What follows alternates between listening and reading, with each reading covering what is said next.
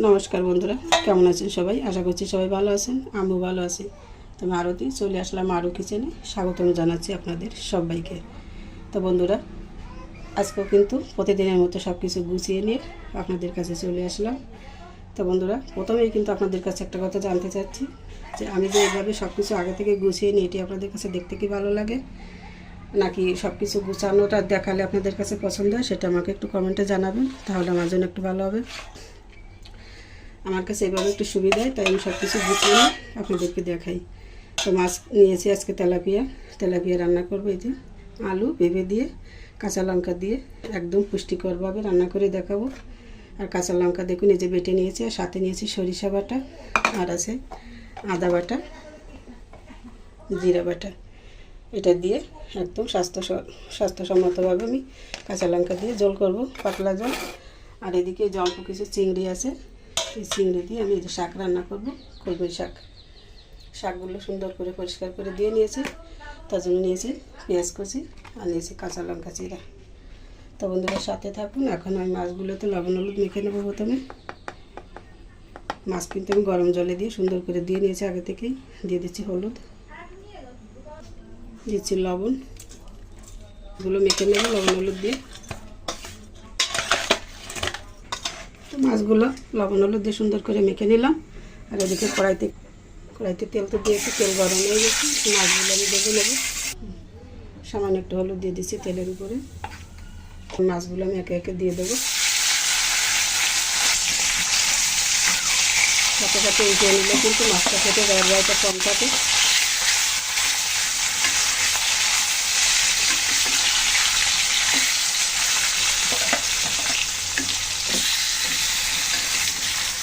তিন পিস মাছ আগে ভেজে নেবো, তারপর দুই পিস ভেজে নেব।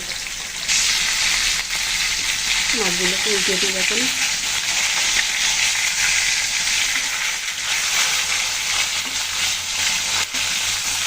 তেলের উপর হলুদ দিলে কী হবে বন্ধুরা, দেখুন মাছটা আস্তে সুন্দর উঠে যাচ্ছে। মাছের এই একটা এখন ভালো করে ভেজে নেব। মাছটা ভালো করে ভেজে নিলাম, এখন তুলে নিচ্ছি।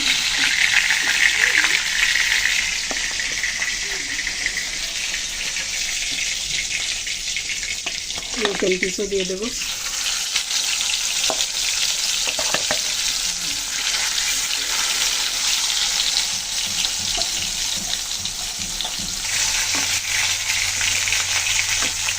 মাছের এই দুই পিসও ভালো করে ভেজে নিলাম, এখন তুলে নেব।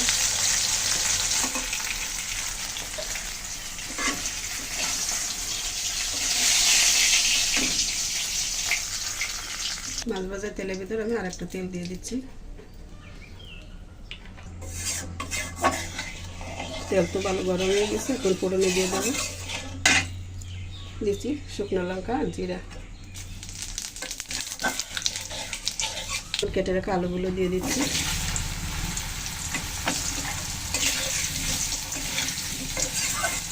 আলুগুলো একটু হালকা করে ভেজে নেব। আলুগুলোকে হালকা করে ভেজে নিলাম, এখন দিয়ে দিচ্ছি পেঁপে। আলু পেঁপে একসাথে সুন্দর করে ভেজে নেব। সামান্য একটু হলুদ দিয়ে দিচ্ছি।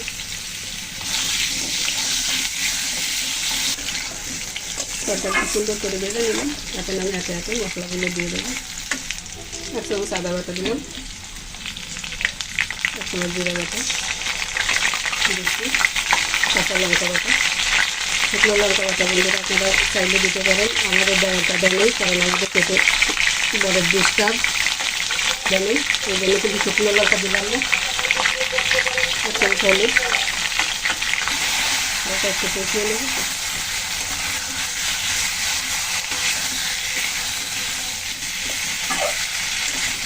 মাছ এইভাবে কাঁচা লঙ্কা দিয়ে আলু পেঁপে দিয়ে রান্না করে খেয়ে দেখবেন, সরিষা বাটা দিয়ে খেতে কিন্তু অসাধারণ লাগে। ভিতরে উপর থাপ্পড় মারলেও কিন্তু খাবার ছেড়ে উঠবেন, এত সুন্দর স্বাদ হয়। তো বন্ধুরা, আমি এখন একটু জল দিয়ে মশলাটা আবার সুন্দর করে কষিয়ে নেব। দিলাম সামান্য একটু জল, কিন্তু সুন্দর করে কষিয়ে নিলাম। দেখুন মশলাটাকে কিন্তু তেল ছেড়ে দিয়েছে, কষানো কিন্তু সুন্দর করে হয়ে গেল। এখন জল দিয়ে দেবো, জলের জন্য বেশি জল।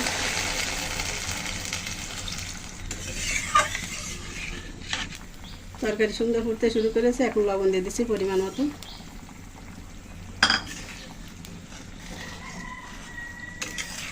মাছগুলো এখন দিয়ে দেবো। বেঁধে রাখা মাছগুলো আমি একে একে সব দিয়ে দিচ্ছি।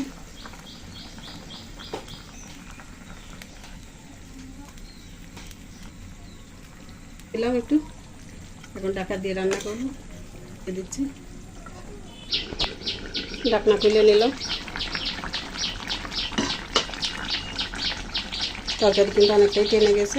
এখন আমি দিয়ে দিচ্ছি সরিষা বাটা,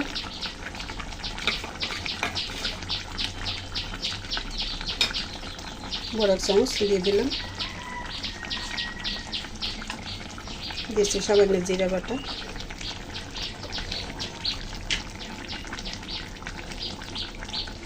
আর দিচ্ছি সামান্য একটা আদা বাটা। সব কিছু দিয়ে আবার একটু সুন্দর করে মিশিয়ে নেব।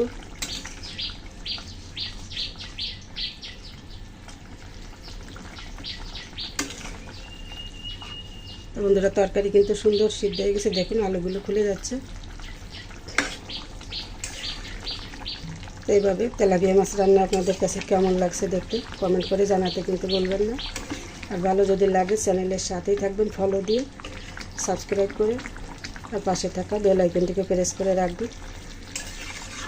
আমার নিত্য নতুন ভিডিওগুলো যেন আপনাদের কাছে সবার আগে পৌঁছে যায়, তার জন্য বেল আইকনটিকে প্রেস করে রাখবেন।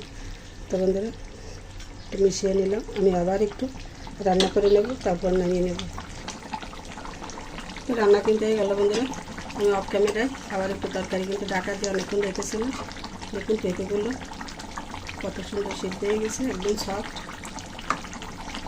দেখুন, আর আলুগুলো তো বলার আর জায়গা নেই, এত সুন্দর গলে গেছে। এখন সবশেষে আমি একটু ভাজা জিরা ধনিয়ার গুঁড়ো দিয়ে দিচ্ছি, হালকা একটু দিয়ে দিলাম। ভালো করে মিশিয়ে আমি এখন নামিয়ে নেব। তো রান্না হয়ে গেল, এখন নামিয়ে নিচ্ছি।